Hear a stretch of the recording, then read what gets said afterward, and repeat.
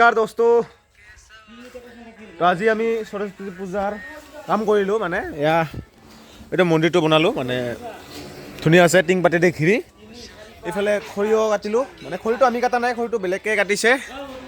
তো আমি খৰিখিনি মানে ফলাই দিলো তো এতিয়া সকলোখিনি মানে যিবিলাক কাম কৰা মানুহ আছিল তো সকলোৱে ঘৰত গ'ল ভাত খাবলৈ এইখন হ'ল স্কুলখন এলপি স্কুল ইয়াতে আপোনালোকে চাব পাৰে নামটো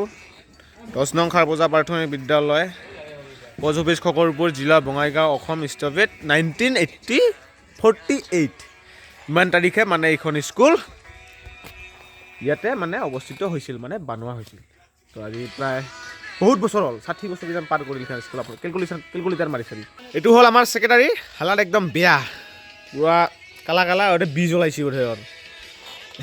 অৱস্থা বেয়া সেইফালে আমাৰ বান্দৰ নেলুৱা বান্দৰ এটা আজি লাজ পায় লাজুকা না ইস কি লটকে ওচৰ পৰা দেখা মই তাক ভাল কৰি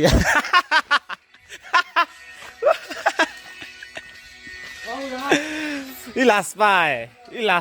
দেখিছা নহয় বিৰাট লজ্জাৰ এইটোৱে হ'ল গাইছ মন্দিৰটো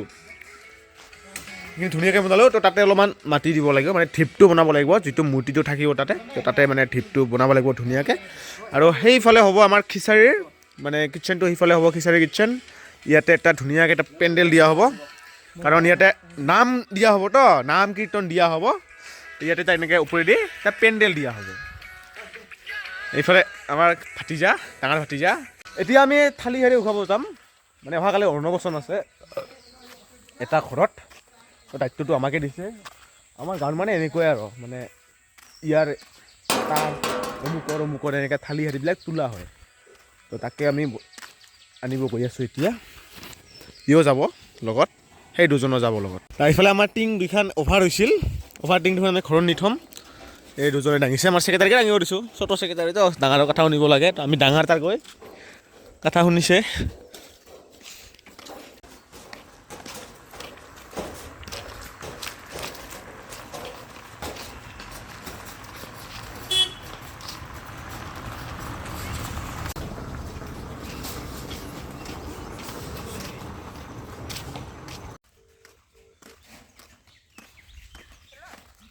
থালি হেৰি কাৰ কাৰ নিব লাগিব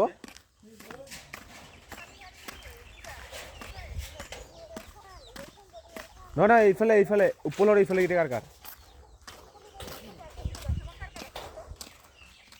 এতিয়া নীলবেহেৰে এখন আছে নেকি আৰু বিকিহেৰে এখানে আছে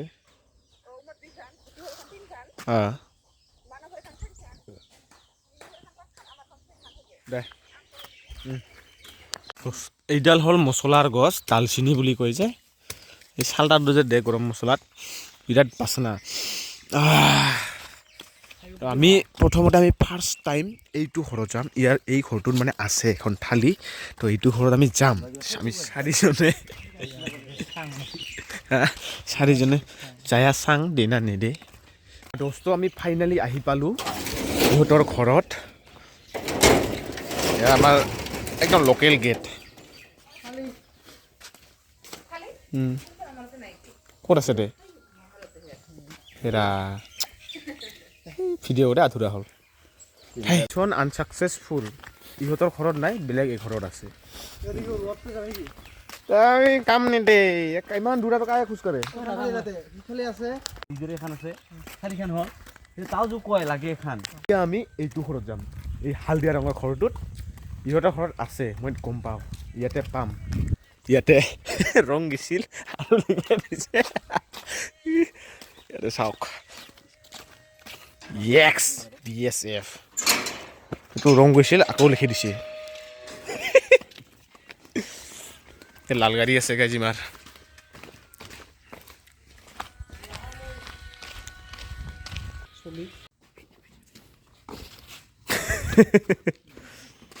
চা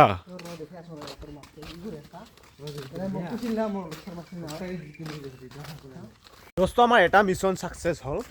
আৰু এঘৰত যাম মানে আৰু 3 ঘৰ যাব আছে টোটেল তো সেই 3 ঘৰৰ পৰা আমি যদি 3খন থালি উঠাওঁ আৰু আমাৰ কাম চেছ আৰু এনেকৈ ময়ো লৈছোঁ এখন চাৰনা খুন্তি ইফালে আমাৰ কেৰাহীও লৈছে এইটো ঘৰত আছে আৰু কেৰাহী এটা ইয়াৰ পৰা উঠাম কি গৈ আছা তুমি হে হা এই বেমাৰ আছে গাড়ী হাঁপানী বেমাৰ আছে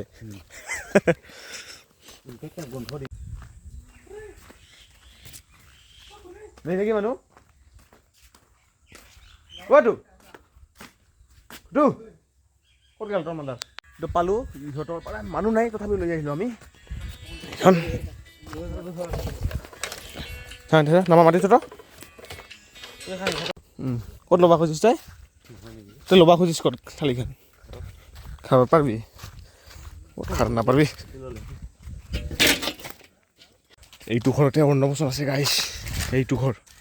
দেখিছা পুৰা সাজাইছে দোস্ত এইটো ঘৰতে আমি কাম কৰি আছোঁ তো আজিৰ ভিডিঅ'খিনি মই এইখিনিতে খতম কৰিম বুলি ভাবিলোঁ তো এইটো বিহুতে ভেলাঘৰ বনাইছিল এইটো চুবা দিছে এইটো মালিক